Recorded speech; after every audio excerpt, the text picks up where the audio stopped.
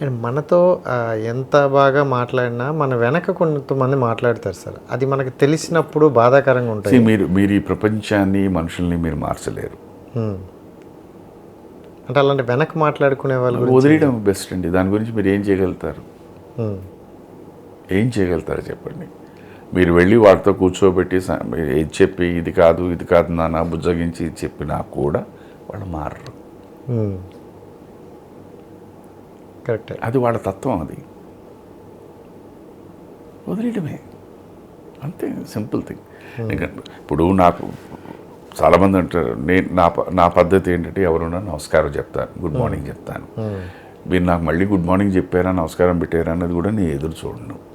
నేను పెట్టాలనుకున్నాను, పెట్టేశాను, అయిపోయింది అంతే, సింపుల్.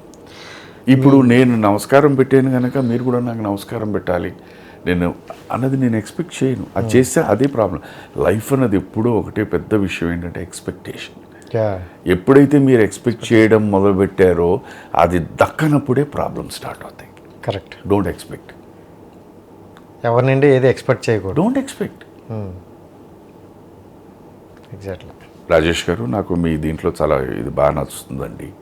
నేను మీతో అన్నా, రాజేష్ గారు నా లైఫ్ చాలా చిన్నదండి, ఈ పదే ఎందుకంటే ఇంటర్వ్యూలో మిమ్మల్ని అడిగాను, మీరేదో చెప్పారు.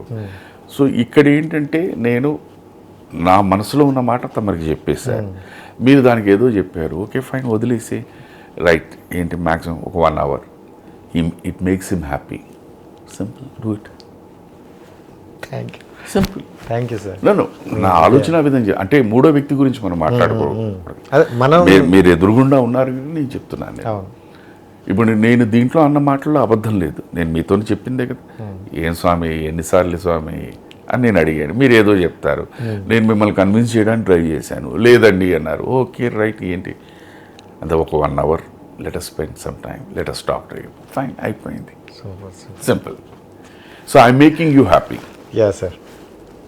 సో నా వల్ల నేను మీకు ఇబ్బంది పెట్టట్లే, మిమ్మల్ని ఆనందపరుస్తున్నాను, ఫైన్.